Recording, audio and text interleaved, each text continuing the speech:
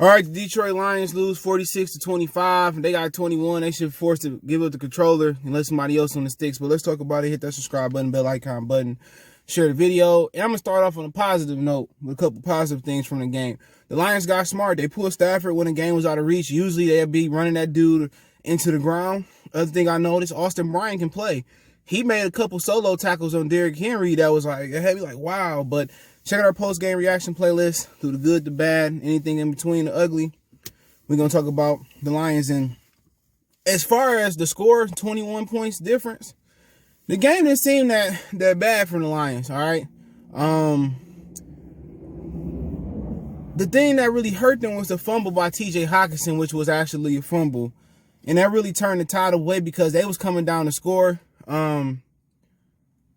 But other than that, you know, Stafford just has an inability to go point for point with high octane offenses or formidable or above formidable QBs. And today, I couldn't really say it's his fault because he played with a lot of heart. He had them in the game. They ran the ball pretty well today. The game plan was pretty good. But the number one thing that was there, they just can't go point for point with him under center. Healthy, injured, half-ass healthy, half-ass injured. Excuse me. They just can't go they can't go point for point. And today it wasn't like he missed some throws. It was simply that they just don't have an offensive arsenal to go do that. DeAndre Swift looked really good today. They got to find somebody that can kind of match his ability to kind of be the power back or just have extreme speed. But Marvin looked good today. I think he caught a touchdown. I caught another one that was close to a touchdown. And the number one thing today was just, I can't remember in the first half what happened. Would they go 3-0 or whatever? I know Predator did he miss an extra point today, I think? Yeah. Thing that stood out was the Hockenson fumble, you know. And they turned it around. And then Romeo Cora, oh my God. He a beast. He is what y'all thought Trey Flowers was. And after that, I think somehow it was after the turnover or something, he got the safety or whatever on Ryan Tannehill and really even it out like they was going to turn things around. And they just couldn't. Everybody talking about the defense. To me, the defense did their job today. They got stops. You know, they might not have been the way you wanted stops, but they did well on Derrick Henry. I know he had a $147 and a touchdown, but I was looking for him to break the rushing record in front of Adrian Peterson, to be honest. The defense played well enough to get the win. It's just that the offense can't score a lot of points. And Jared Davis let a touchdown go. He got beat for one. Tavai got beat on a couple passes, and it was just the Lions' inability on third down to get off the field. You know, and Ryan Tannehill was going to play action on 3rd and 7, and they was biting on it. And, you know, Austin Bryant played well today. Romeo played well today. Linebackers just suck. And then Jamie Collins make a play in the flats. On Derrick Henry, he get injured. Tavai, Jared Davis, garbage. I mean, Harmon got beat. He got beat on the A.J. Brown touchdown, I believe, but you don't expect Deron Harmon to stay with A.J. Green on Wolves at a post route. Excuse me, I don't expect that, so I can't really blame them, but they try to switch it up. Corey Ulan and Darrell Bevel just don't have the talent on the offensive side of the ball to keep up. Plain and simple. The talent doesn't exist. And that's the issue, man. But given what they got, I think Ulan caught a pretty good game. They missed the opportunity for a pick. They got some pressure on Tannehill today. They said he wasn't sacked once, but he was sacked once because Okoro got him. All right, because he had to be sacked once. So Okoro got him for a safety. And you know what? They didn't give up 215 yards like the Colts gave up 215 yards and somebody else gave up. I think he ran for another 200 and some yards versus the Jacksonville Jaguars. The Lions only gave up a $147. And maybe if the game was more competitive, maybe he would have went over 200. But what can you do? The Titans have a really good football team. They understand the offense, what they good in offense. They understand we run the ball, play action, or we get Tannehill in positions where he can bootleg and roll out or play action and hit the deep ball throw. Yeah, and Tannehill got wheels, so they're a dangerous offense. It's just that their defense ain't as good as it's supposed to be. And for the line for Stafford only put up 18 points. Offense can't sustain drives.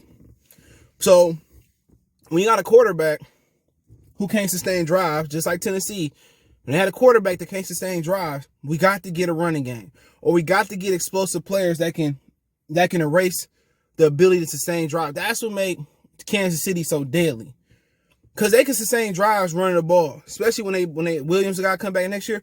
They can really run the ball, play action, and play like Tennessee can. But guess what? They can be Dink and Dak.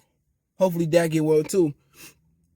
They can Dink and Dak, because Travis Kelce, you gotta worry about him in the middle of the field, and then you gotta worry about him stretching the field down the seams and through the post. You can throw Tyreek Hill some short passes, and like they get a complete offense. Tennessee so dangerous because they got a running back that's gonna come downhill, and you got a quarterback that's accurate throwing the ball downfield. Tannehill is an accurate deep thrower. They took what Tannehill did well. Put it with Derrick Henry. What he did, it meshed. It works. They downfall. Their defense ain't what it was last year, so they got to go out there and find some guys on the edge. It'd be nice if they, for Okora, if they can get him, but if they can get a guy like that, they need some people that can really, be strong. They lost Jarrell Casey. He ended up getting injured in one of them games for Denver this year, but he with Denver now. But defensively, the Lions, they held up. Their defense was better than offense today.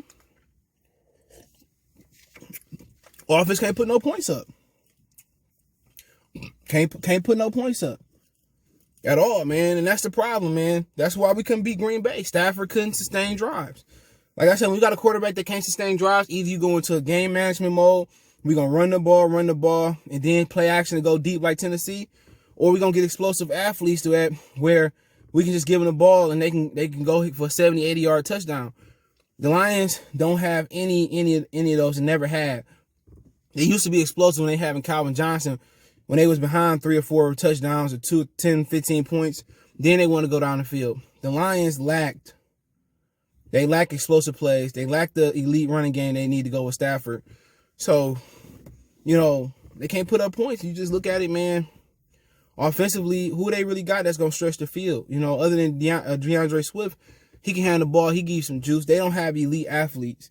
And that's what this league is going to. Elite athletes that can stretch the field north and south. Handle the ball east and west. They can go for the touchdown. Lions lack elite athletes. Straight up and down. No more, no less. And they lack the running game to grind it out, and they lack the defense to be an elite team, man, or be a good team. And building a football team, I said this before, it ain't that hard. You build the style defense, you build a great running game, you find a really good quarterback, and really good pass catchers. They make it more complicated than it got to be, but you got to get credit from Tennessee today. R. Smith called a hell of a game. Their defense wasn't all that today. We just couldn't take advantage of them, with the weapons that we had today. And you don't have to worry about none of the Lions receivers. You don't have to double none of them or bracket none of them. It is what it is. Hockenson had a drop, I think, today. He had a fumble today. I think that was the turning point of the game. Stafford got up and down the field. He made some great throws today. Great goes to Cephas. Great throw on third down to Sanu. Stafford shouldn't have to really sit back 5 steps and really toss the ball to anybody at this point in his career. He should be able to flick his wrist on the screen or drop back and be able to go for a deep ball. And they lack that vertical speed. And that's what makes Tennessee so dangerous, because they got Corey Davis and they got A.J. Brown, who can really take the top off the defense. You got Derrick Henry. I ain't got to have no time and pattern receiver. I don't have to have no possession receivers. When I got A.J. Brown and Corey Davis and Derrick Henry, because if you don't put 8, 9 men in the box, we're going to run it with Derrick Henry and make you put 8, 9 men in the box. And if you're able to defend it that way, then we're going to put Derrick Henry on routes. He can catch the ball and do something dangerous. If somehow you can take all that away, then we go down the field with Corey Davis and A.J. Brown and Adam Humphries when they're healthy. And then Juno Smith is another great tight end guy that's coming to his own. That's why they bring back Delaney Walker. They're a dangerous football team. It's just that they don't have a pass rush and they don't have the defense that they had last year. So, Tannehill is an MVP candidate, in my opinion. He's been balling all year. So, to have 5 touchdowns today, 3 through the air. He had 1 D1 to A.J. Brown. I can't remember the last one he had to, I think, Drayton Ayton. He had another one, but he ran twice right on the goal. Only had 21 yards rushing. So, ain't nothing bitch complain. The Lions tanking. We know they weren't making the playoffs. You know it. I knew it. We knew it. So Daryl Bell was trying to coach for a job. Ain't gonna work. And you just look how far the Lions got to go to kind of be contenders. You got to have an elite pass rush. You got to be able to stop the run first. You got to have great linebackers. When you look at the Lions, they got good secondary. People say, oh, Raria gave up that distance. You got to get some push up front. You got a good pass rush in Romeo Cora. So now I was going to find, another starter to go on top of him. Austin Bryant did good today, but he more of a rotational guy right now. Find some good linebackers. Linebackers ain't cutting it, really in the secondary, you're pretty cool. If you can really do in the front seven, remember you're getting Julian back next year. If you can really create something in the front seven, your back end is championship worthy for Okudah to take that step. A lot of them guys ain't never seen a pass rush since they've been in Detroit. Remember this? Raria first year. People forget that. Sartin. So, you got Jeff Okudah gonna come back next year. You got really good building blocks. You got some really good corners. You probably get rid of True Fine. Mike Ford been injured all year. He a good backup. You got Coleman in the slot. You got Raria outside. You're going to have Okudah outside. You got Tracy Walker in the back. You got stuff to work with. You ain't got to worry about keep drafting DBs early on. You got linebackers. You got Chon Benisi to work with. You're going to have Trey Flowers. You're going to have Austin Bryant. I think Deshaun Hill is just a rotational player. You're going to have Okoro. You got Julian coming in too. So you got some guys you need to work on, but interior lineman and one more guy that really got speed on the edge. And then some linebackers. And linebackers you can find late in the first, trade in the first, middle round. I think Eric Kendricks, he a great middle linebacker for the Minnesota Vikings.